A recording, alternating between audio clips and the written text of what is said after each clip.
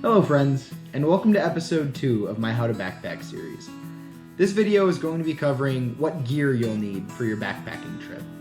More specifically, the outdoor gear that you're going to need to buy from some outdoor retailer near you, and not the apparel or consumables that you'll need. That'll be covered in the next video. A big category of gear that you're going to hear about in the world of backpacking is the big 3. In application though, this usually is 4 pieces of gear. That is made up of the sleeping bag. Notice that this is a 20-degree bag. That doesn't mean that this can be used in temperatures down to 20 degrees and have you be comfortable. That means if you have a 20-degree night, you're going to survive, but it's probably going to be very cold. And there are many different types of fill types you can get for a sleeping bag. Down is the lightest, but if it gets wet at all, it pretty much loses all of its insulative qualities. But it's usually the lightest and most compressible, so it's the kind that I use. If you go to a place like REI or another outdoor retailer, they'll point you in the right direction for what kind of equipment you'll need for your specific hike. This isn't going to be the all-around best, it's the best for what I'm going to be doing. So if you really don't know about any of the gear that's covered in this video, go out to a place like REI or outdoor retailer and ask them. They'll know what gear to give you and they'll help you on your journey more specifically than I can through a video like this. Another piece of the big 4 is a backpacking tent or other type of shelter. It's important that you consider the weight and how much room you'll need, because a lot of backpacking tents are only 1 or 1.5 man, and if you're hiking with a partner or more than one person, you might want a bigger tent, but that comes with ramifications of weight. And you have to remember, every ounce counts when you're hiking.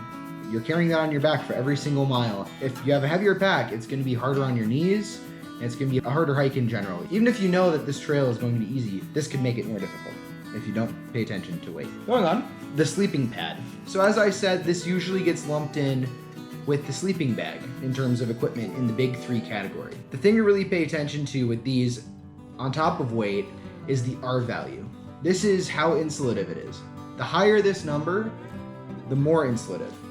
It's important to pay attention to that because if it's your ground layer, that's going to protect you from the earth conducting your heat out of you. So overall, you will stay warmer if you have a higher RValue. Something to pay attention to if you're going to be in a cold area. And the last of the big 3 is the backpack that you're going to carry all of your gear inside of. I use the Osprey Exos 58, which is one of the lighter packs. It also is a little bit more expensive. There are very reasonable backpacks that you can get from, as I said, places like REI, or smaller bags depending how long you're going to be gone, how much gear you need to tote with you.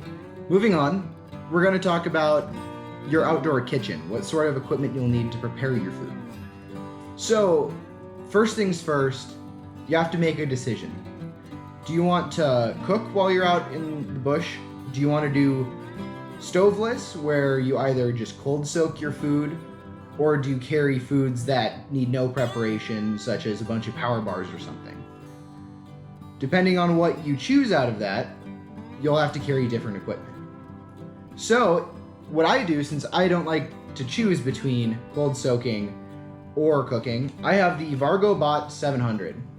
It's a titanium cook pot that has a sealable screw top that allows me to do both. I can cook on this thing if I want to, or I can fill this up with some oats and some water and just let it sit in my backpack for an hour and it'll rehydrate for me. I love this piece of equipment and I have a gear review of it that I did a few months ago up here if you click.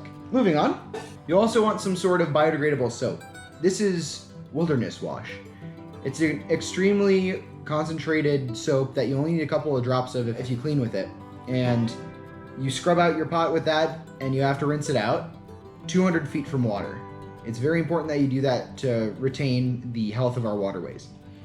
So Wilderness Wash, so you can actually do your dishes out there. If you decide you're going to cook, you also need a stove. You can get very lightweight backpacking stoves such as this one for pretty cheap off of Amazon.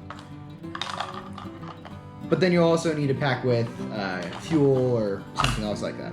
There are also wood burning stoves that use gas from wood chips that you find like around. They can't be used during fire bans, but you don't even need to carry fuel with you, you just carry the stove. But usually those weigh a little bit more. You'll also need a utensil to eat your food with. since usually I just rehydrate things like oatmeal or couscous, or I do the dehydrated meals like Mountain House. All I need is spork. And I have the long-handled one, so you can get way down in those dehydrated food packages and really scrape out every last drop, because a hungry hiker isn't a happy hiker. You'll also need a lighter to light your stove with if you choose to go this route. If you're trying to go super ultra weight, if you don't want to cook, don't bring your lighter. You don't need it. You can carry less weight. Just a recommendation, you might want to carry a small hand towel to dry your dishes, or to dry your face and hands after you wash your hands or face or whatever, after any cleaning out in the bush, just to dry off. And last but not least, it's important to carry a water filter so that you can have access to clean drinking water when you're out there. It's either you do this or you boil every single bit of water that you put in your body for 10 minutes. A thing like this is much more convenient, and you can get a water filter such as the Sawyer Squeeze or Sawyer Mini for pretty cheap from any outdoor retailer, and I've even seen them at some Walmarts. For any of this equipment that I've mentioned today, you can find an Amazon link in the description of this video, and if you use those links, it really helps me and this channel out a lot. And lastly, you're going to want to plan to mitigate your impact while you're out there. When you buy all this new equipment, it's going to come in packaging that's going to add weight to the actual equipment that you don't need. Take your gear out of its packaging while you're at home before you pack it in your backpack, so you don't have to carry that, and then you don't leave it out in the woods accidentally or on purpose because you don't feel like carrying it. Also, it's important to carry with you a garbage bag or some other way to pack out your trash, because you shouldn't burn it, you should carry it out. You also need to keep in mind that some areas require that you pack out your toilet paper. Normally, as long as you're 200 feet from a waterway, you're pretty okay with doing your business there.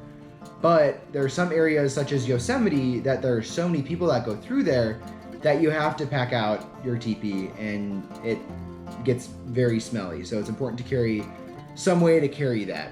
Also, if you ever use wet wipes, it's very important to pack those out as well. Even if they say they're biodegradable or flushable, that's not really how it works, and it can mess with soil health out there.